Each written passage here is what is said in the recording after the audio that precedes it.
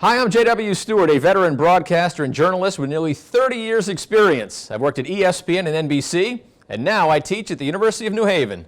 And I'm Sheahon Zenger, Director of Athletics at the University of New Haven. Prior to that, Director of Athletics at the University of Kansas and Illinois State University. The first 15 years of my career, however, was a college football coach and an athletic administrator. This is the Dr. Z and J.W. podcast.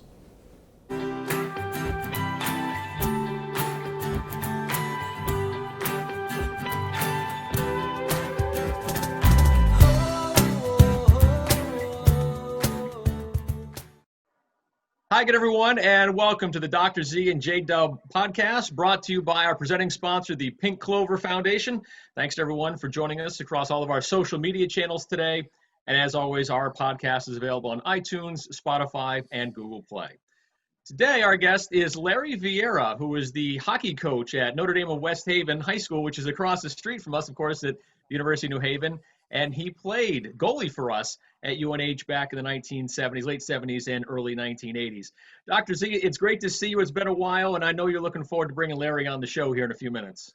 Yeah, Larry's become one of my closer friends here in town. And through Rob Thompson, my first month here, I think, we met for breakfast just to talk about all things UNH, historically, hockey, athletics, et cetera. And, what you'll find when you meet Larry is he's just such a genuine and humble guy. It went from being all things athletics and hockey, et cetera, to just life in general. And, I grew up the son of educators and, teachers who became professors of education. And I just love being around guys like Larry, coaches, teachers, et cetera. And we got another group of guys that we kind of hang with on a breakfast club on Saturday mornings, and a lot of guys of like mind. And Larry's part of this breakfast club is what you're saying. I think Larry's the quarterback of the breakfast club. We'll let him explain that later. It'll be great to talk to Larry and hear some stories about about what it was like back when he was playing here at the University of New Haven. Again, Larry's in the green room. We'll bring him out here in a few minutes. Dr. Z, we talk a lot about history and tradition here at the University of New Haven, and certainly football's at the top of that list. But in your year plus here, what have you learned about hockey and its history with our athletic program in our school? That's really why I asked Larry to be on here. Is there's certain things I'd like to do in the next 5 to 10 years, and it begins with paying attention to and honoring your past and your history. And we're all so well aware of what our history is in football and baseball and both basketballs, and by that I mean men's and women's, and so many of our other sports. But I don't want people to forget that we once had hockey here, and we were pretty darn good at it. At the same time, part of my title is Director of Athletics and Recreation, and the recreation part is really accomplished and done so much by Ryan Hagan, the Director of Rec Services here, who's really outstanding. So I don't have to think a lot about that, but I do go to some club sporting events, and I don't know that's if people have done that much in the past, but I've enjoyed them. And I took John and a friend that was from out of town here to the UNH Harvard game and watched UNH handle them quite easily, and it got in your blood. And I'll tell you what, we had a ton of students there. You can tell people in the Northeast love hockey. And so this is really an eye toward the past and honoring what Larry and his friends and colleagues, from college accomplished when they were here. I'm glad you brought up, hockey being a big deal here in the Northeast. It certainly is. You grow up with it. You are obviously, you're from Kansas. What was your first introduction to hockey? Did you guys have hockey in Kansas when you were growing up? No, if it got icy a lot out around there. We just didn't have the professional ice that you guys grew up with, and there isn't as much water. There's farm ponds and things like that. There's giant lakes, but just not a lot of professional ice. So, other than going out in your tennis shoes with some broomsticks and just, swatting things around and acting like we knew what we were doing, that was about it. I can't remember which college I was at. Like I said, I've been to 8 or 9 or 10. I've lost track, where I went to my first minor league hockey match and kind of got pulled in. And Even the Zamboni fascinates me. I'm obsessive compulsive enough to watch that guy and make sure he's doing it just right. We got a sand Zamboni out here on the beach. I called it that once, and John Mays, who comes from hockey territory, thought I was crazy. But they do the same thing. I think it's a sand rake, not a Zamboni, but to me, they do the same thing. Anyway, back to hockey. I love the physicality of it. Got sucked in immediately, to that. And the heart, the drama, the physicality, it's a great sport. Might be the most. I can't let you go without saying this. I've held the Stanley Cup trophy. Really? It above my head at Illinois State. The Blackhawks had won the Stanley Cup. They brought it to halftime. All my hockey friends, I got to touch it and kiss it and whatever you do. And anyhow, so while I was in Illinois, I went to a number of Blackhawks matches and one of their Stanley Cup victories. And, if you want to see hockey and go crazy, you got to go to the Blackhawks. Yeah, I would agree. I think that, hockey it's a great sport to watch on television, but it doesn't compare to actually being there in person. And it might be the most physically demanding sport that's out there. I mean, if you can skate backwards and avoid getting hit and try to control the puck and all the other things that you're asked to do, that's a pretty impressive athletic feat, if you ask me, Dr. Z. Yeah, it's special to watch. And it's one of the few sports I watch without any history. So I truly am a fan. I know what it's like to be a true fan of a sport, having never played it. Most sports I've played, and so that one's really unique for me. And I can yell things that don't make sense and throw things or whatever you do, as a true fan. Very good. Yeah, someone gets 3 goals. You throw your hat on the ice, right? A hat trick. Yeah. Well, let's without any further ado, let's bring out Larry Vieira. Larry was a hockey player here at the University of New Haven. He was a goalie. These days, he's the hockey coach at Notre Dame West Haven across the street, but he's coached all over the state at all different levels. He's won state championships. He's been a Gatorade Coach of the Year here in Connecticut. And it's great to have Larry here on the Dr. Z and J.W. podcast. Larry, thanks for joining us. How you doing today? Morning. Thanks for having me. I appreciate the time. Oh, you're welcome. Larry, I apologize. I didn't think I knew that much about hockey to be able to carry a conversation with J.W. that long. But no, you were good. I don't think you need me on here, to be honest with you. So, we're talking hockey with Dr. Z, and Z does not stand for Zamboni. No. Just change it to B for beach. That's right. Hey, Larry, tell us about your unique connection to the University of New Haven. Well, I mean, my uncle, Porky Vieira, obviously legendary coach there. So I was attracted to the school. Number one, I just tried to emulate a little bit of his work ethic. With the Vieiras, we're from Spain. We're a bunch of Portuguese shoemakers. That's our MO. Workers. And I just, when I was at high school, I only wanted to go to UNH basically to kind of emulate my uncle and to play hockey at a Division II level. That was what attracted to me there. Now, you were a walk-on, right, Larry? What was your experience like, coming in out of high school as a walk-on and then just the whole 4 years here playing hockey for UNH? Well, I mean, playing hockey at UNH, it was like a stepping stone for my life. It really was. So I walked on there. Quite frankly, there was 12 goalies my first year for tryouts. Probably 70 kids or more, many of them scholarship players. And I just played hockey out of Milford. It was a junior team. There was no high schools. And I kind of had to rely on my work ethic. So, we used to go up to the gym, and that's where the list was, who made the team and who didn't. So he's talking about, your heart palpitating and your palms sweating. And I was fortunate my first year to make the team. I was the 4th string goalie my first year. I never dressed for any games. I just practiced. And I moved up the ladder. And my second year there, Jimmy McQuaid was the starting goalie. He played 25 games. I was the backup. I played 3. I played a total of 102 minutes.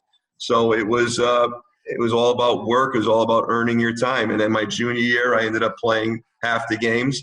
And then I finished up my senior year. So, overall, I was a backup goalie on this team, but I was with a team that were kids were all American. They were all state. So I had to do extra work. I'd be running down the field. I'd be running down the beach prior to the season, during the season, when a lot of these guys were out enjoying themselves. I needed to have that extra work ethic to compete with these guys.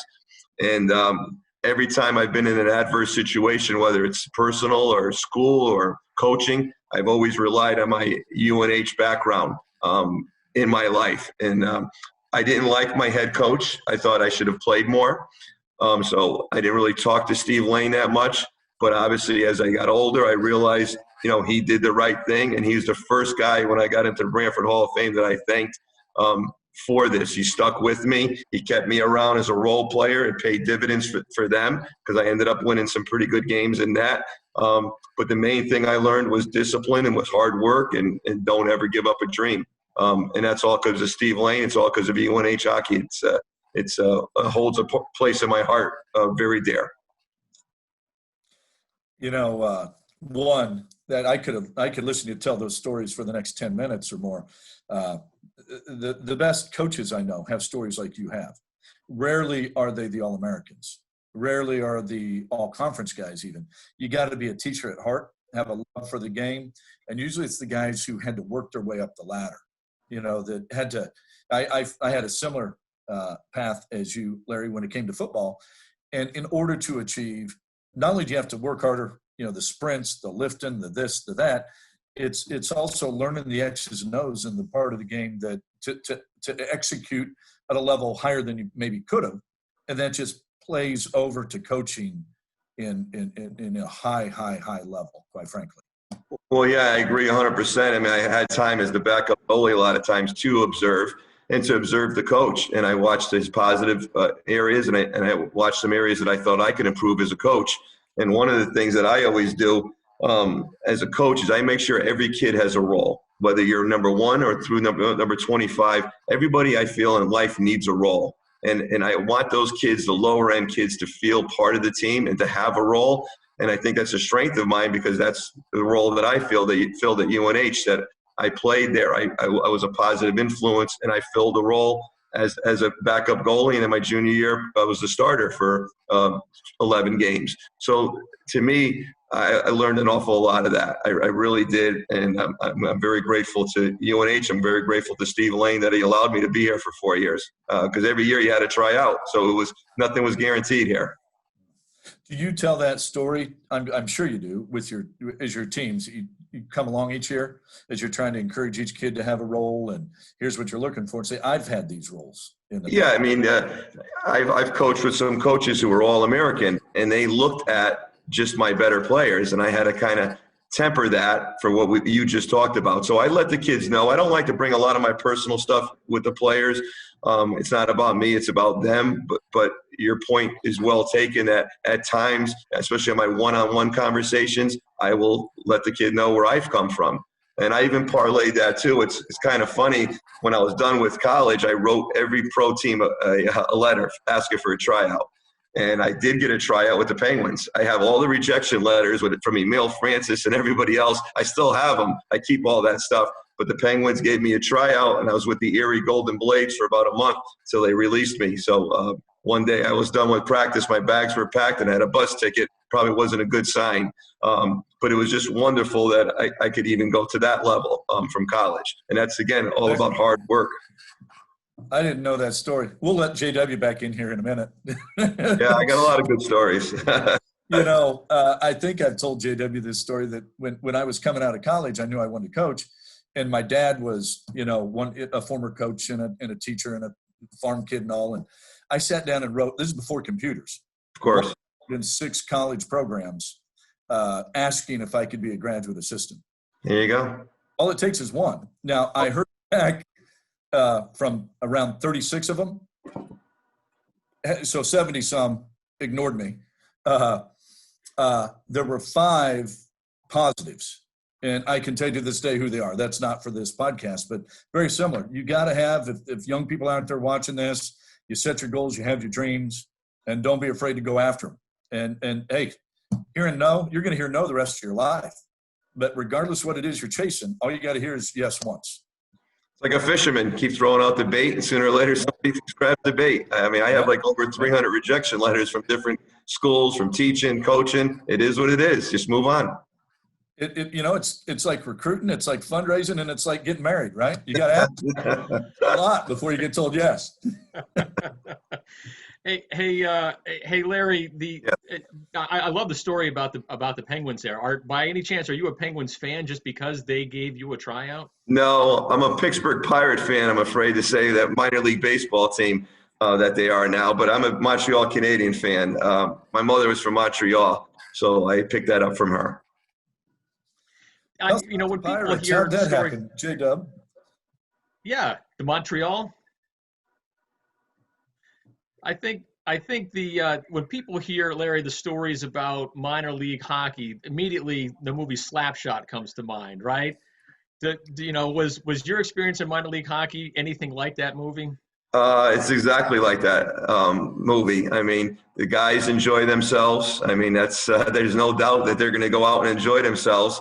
And it's a similar situation. Obviously, it's not movie related, but those guys used to fight because they want to stick on the team. I mean, it was a very, very cutthroat thing, and they would bring guys in every day. A new guy would come in, and they would release you. And that's what happened with me. I mean, I wasn't good enough, quite frankly. I mean, these guys were just really, really talented players. And they brought in a goalie that played at Colgate that we played against, Guy Lamone, and then they ended up releasing me, and then they ended up having a couple guys under contract, which they kept. But it's just like you see. I mean, those guys are in, out, and they enjoy themselves at night, and they're not cutting themselves short in any regard. Good stuff. Yeah, absolutely. So Dr. Z said earlier that he has, held the Stanley Cup, kissed the Stanley Cup, drank coffee or whatever he drank from the Stanley Cup. As you're a Montreal Canadiens fan, no one's won more cups than Les Habitants. Have you ever had the opportunity to be next to the Stanley Cup or hold it? Well, it's a similar, I have. Dean Lombardi, who played hockey here, was the general manager of the LA Kings.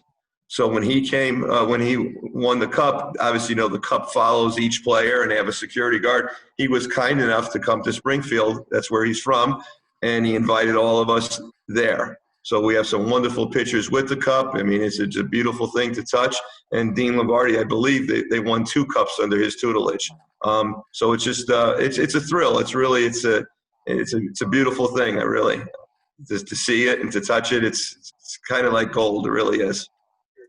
So I want to go on record that I had no business touching the cup or being anywhere near it. Okay, it just so happened that our local professional team, that front office folks were from Illinois State at the time, and I was just lucky enough to be around it. But tell us a little more about Dean Lombardi. I mean, here's an alum that has coached Stanley Cup winners. That's incredible. Yeah, well, Dean was from Springfield. We had a bunch of kids that were from Springfield that were recruited. He went to Elmira College, and then he transferred to UNH. Hard-working guy. He obviously went to law school, and he moved up the ladder, and he became the general manager of the LA Kings, and he was the guy behind their success. I believe he's with the Flyers right now in a little bit lesser role. And either he's retired or he's looking to make a move at some point. But he's a UNH alumni, and then the UNH hockey world has those type of alumni, much more talented and much more esteemed than I am. I'm just happy to share some light on some of these guys. But these are high-end people. They've accomplished a lot, and they went through the doors of UNH. Good stuff. Larry, yeah. Hopefully Larry, we can continue to shine a light on these folks and not close the door on the past. Well, that's why I'm here to help out, and there's a lot of other folks that would be happy to share their experiences in the past. There's a lot of guys who love UNH and love UNH hockey and would do anything to see this program in Division I level. There really there's a tidal wave of people out there that would love to see that happen, and we appreciate your efforts, what you've done, and what you've talked about since you've come on board. Larry, how has UNH grown since you were a student athlete? Well, it's not even close. When we were here, we had We had 2 or 3 places. We had the Rathskeller Bar. We had one dorm. What's that little dorm? I forget the name of it. It was where the football players used to stay. It's really, really small. It's across from Notre Dame now. That was the only dorm in town. It's not even close to what it is. When these guys come back, and see the school, they're shocked. I mean, it's as we say, it's a real college now. For when we were here, it was almost like a commuter school. And I didn't live at UNH. I lived at Southern, which is another funny story. What we did back in the day. We probably get arrested now, living at Southern, but that's what we did. You're not the only athlete I've heard referencing that type of living situation. And you couple that with a lot of the former athletes I've talked to who lived, on the shoreline from Campbell Ave all the way down to Milford, what I call Florida. It looks like Florida to me over there. Of course. You get a little closer to sea level. And Rob Thompson tells the stories and has on here of after ball games, they'd go back to those houses or apartments and have bonfires out on the sand. And I just can't fathom that's what you guys did in college. Well, there was a house near Chicks that's knocked down. That's where a lot of guys live. Guys lived in East Haven. And like I said, we lived at Southern. We had a bunch of hockey players that we liked the odds of living at Southern rather than UNH, if you could figure that out. But we got into the Southern apartment complexes and we lived there. So we lived wherever we could. And then most of us commuted to UNH because, quite frankly, you just had one set of dorms. And then where the football guys lived, the name's eluding me, the name of that place, but it's the smallest dorm you have left here. So there wasn't a lot here, to be honest with you. These days, Larry, you teach at West Haven High School, yet you coach at Notre Dame West Haven, which is across the street, as we know. What is it like, because those are rival schools, what's it like to teach at one and coach at the other? It's a wonderful situation because I love the students, athletes, and the students at West Haven. I just love the hard middle-class working environment. I teach AP psychology, but at times it's challenging. And I love to go to Notre Dame where the kids go, yes, sir, no, sir. So most of the time, it's a wonderful situation. But when we're going to play West Haven, like we did last year, almost 2,000 people stuffed into Bennett Rink. It seemed like the place was packed to the gills. During that day, as I mentioned to you before, I was like Moses when I was walking down the hallway. It just split. The hockey players didn't want to talk to me. So, and I understand that those kids want to beat Notre Dame. They consider that the rich school, so the hardworking middle-class kids want to beat them. And then come game day, I'm part of the enemy. So it's uncomfortable, to be quite honest, because I love the kids at West Haven, but I also love the kids at Notre Dame, and I can't lose a game. I mean, that's just not in my DNA to want to lose. So it's an uncomfortable situation, quite frankly. The good thing is the next day, win or lose, we get back to normal. But it's a little uncomfortable at times because of the hated rivalry for both schools, and that's real. It really is. That's the kind of stuff you make movies out of, quite frankly. Yeah, well, feel free to reach out. I'm here. I love sports movies. J.W. and I talk about that all the time, what our favorite movies are, et cetera. But at the end of the day, I tend to look at everyone's life as a book. Everyone's got those analogies they use to look at life. And to me, as an old English teacher or professor or whatever you want to call it, it's easy to look at stages of life as chapters, et cetera, et cetera. And, people probably haven't said this to you, but what you just described there is the stuff movies are made of, I know so many men, once they hit their 30s and 40s and 50s, who wish they would have coached, but they started a career going down another path and they weren't thinking about that when they came out of college. And you and I are rare in that we both got education degrees or at some point certificates and are able to teach. And a lot of young men today, and I'm preaching to the young men who may be watching right now, they don't think about it as a career path until it's too late. And then they'd have to start over and go back to school and get certified, et cetera, et cetera. It is a career path. And we need more men in education. We need more teachers and more coaches in the hallways, in the classrooms. This is one of my purposes in life, is to recruit student athletes into the field of education. And I didn't know I was going so hard there for a second, but what you're doing is it changes lives and it changes the future of America. I don't want to talk politics. People are doing that all the time right now. They should be. But you really want to impact America, impact young people. That's how you make a difference. Well, again, you don't realize that when you're in the trenches a lot of times because you're keeping your head in the foxhole. But I have kids all the time that say, Mr. Vieira, I'm now a psychology major because of you. I have players that I coached in the 80s. Now I'm coaching their kids. They say, Coach, without you, I wouldn't be here. And I'm just an average guy. When they say that to me, quite frankly, I'm almost embarrassed because I cannot believe I had that kind of an influence. But that kind of keeps you in the game. And if I can keep influencing kids to become better adults, then that's what my role is. Kids are kids. Whether it's college, I've coached at college, whether it's high school, we make a difference. And that's why I got into this profession, to be a teacher, because I wanted to coach. Quite frankly. And I tell the kids when I go to Notre Dame, we'll be there today with our workouts. I'm honored to be there. I really, and I'm not saying that, I'm blessed that God gives me a day to be with you guys. And I tell them that every day. I'm the luckiest guy in the world that I'm allowed to coach you guys, because it's an honor. To be hired as a teacher or coach is an honor. And anybody who doesn't understand that as a coach, they shouldn't be doing it. And I firmly believe that. And I tell my players that all the time, that I'm the luckiest guy in the world. I really am. J.W., we talk about movies all the time, and I can't believe we haven't mentioned this one. I can't believe it's not on my top 10 list, and I got to go put it back in there. I think every teacher, every coach ought to watch Mr. Holland's Opus once a year.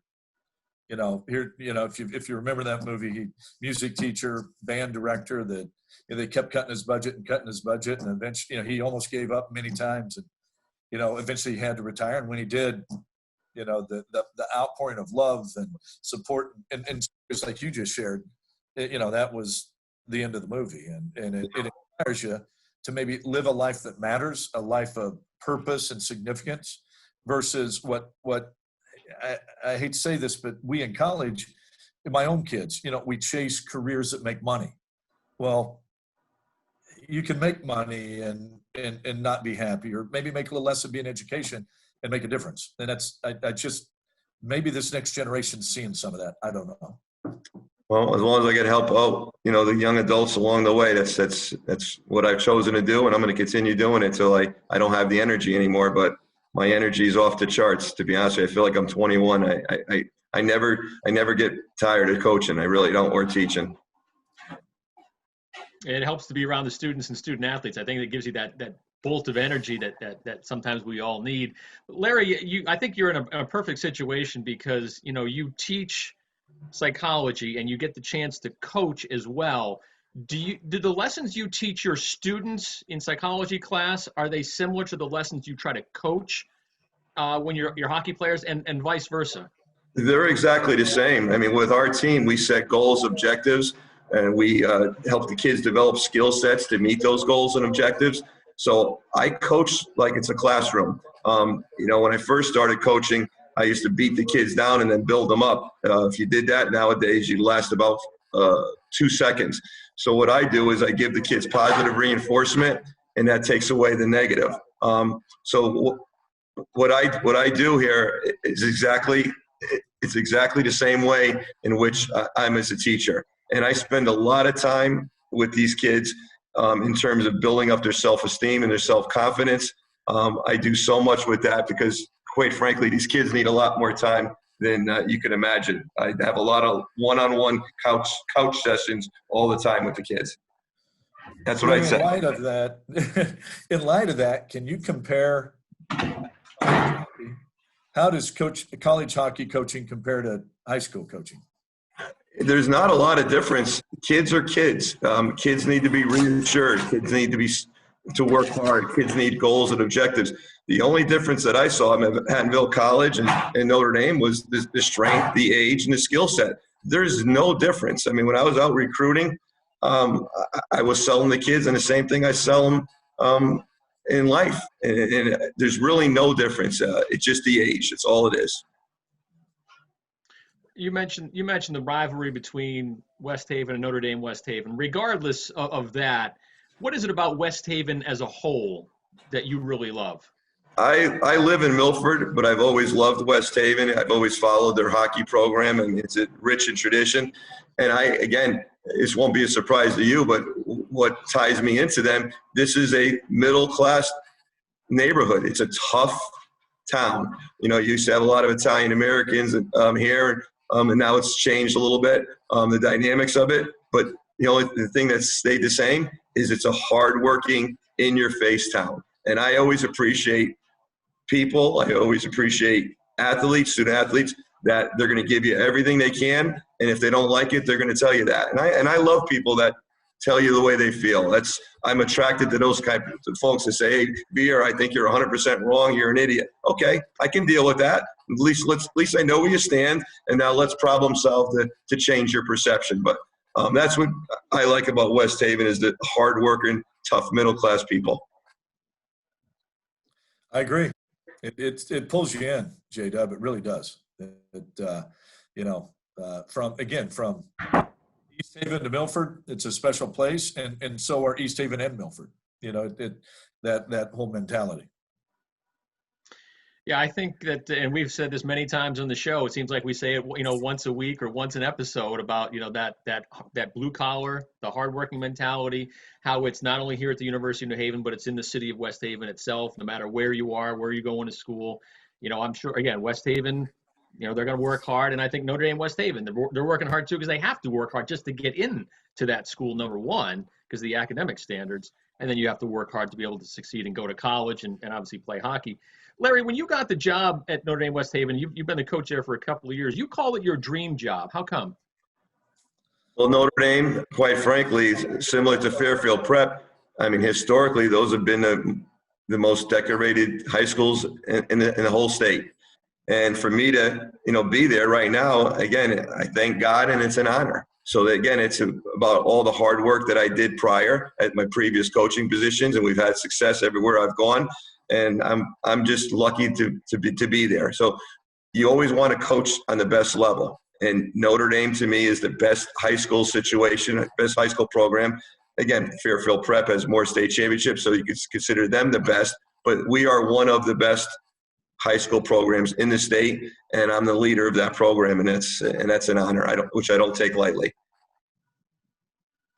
Larry, I've been told this story. I wanted to run it by you just to get this verification. Once upon a time, you used to drive a red Trans Am. Is that true? God. I also had a blue Corvette. Where are those cars now? Do you still have them? I have pictures of them, but I sold them. It was time to grow up a little bit. I didn't think the Corvette was too good to drive around in with more than one person in the snow. So that's funny that you heard that. But yeah, I used to have a '69 Cutlass with the Kraegers too. So I always liked what I thought were fancy cars. That was my thing. the red Trans Am, did it have the iconic Firebird on the hood? No, no, it didn't. That was the with Burt Reynolds. That was I missed a year by that. Now that's a good one. You pull that one out, but I'll show you the picture someday. So I got to ask, I didn't know that. So the Trans Am didn't have the Firebird prior to a certain year.